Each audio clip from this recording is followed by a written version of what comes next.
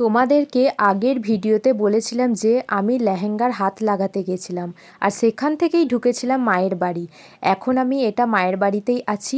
তো এরপর আমাকে যেতে হবে এক জায়গায়। তো বাইরে অনেকই ঠান্ডা, ওই জন্য আমি শালটা গায়ে জড়িয়ে নিয়েছি, কারণ এক্ষুনি আমরা যাব টোটো করে। তো তোমাদেরকে একটা কথা বলি, জীবনে যতই ব্যস্ত থাকো না কেন, ফর্মালিটিটা করা উচিত, একে অপরের পাশে থাকাটা উচিত। যদি সেটা নিজের লোক হয় তো আরও। তো সেরকমই একজনা আমাদের রিলেটিভ নার্সিংহোমে ভর্তি ছিল, তো তাকেই এখন যাচ্ছি। হয়তো অনেকই ব্যস্ত এখন বাচ্চা নিয়ে, না গেলেও চলতো, কিন্তু মনটা কেমন একটা লাগছিল, তাই ভাবলাম যে যাই দেখেই আসি। তো এখন নার্সিংহোমে চলে এসেছি। এটা হলো নবাহাটের ইভল্যান্ড নার্সিংহোম। তো ভিতরে গিয়ে আর কন্টিনিউ করিনি, কারণ নার্সিংহোমের ভেতরে গিয়ে আর ভালো লাগে না এসব করতে। যখনই ভেতরে ঢুকলাম মনটা কেমন খারাপ হয়ে গেল, যে সত্যি আল্লাহর রহমতে অনেক ভালো আছি। তো উপরওয়ালার কাছে অনেক শুক্রিয়া যে আমাদেরকে ভালো রাখার জন্য।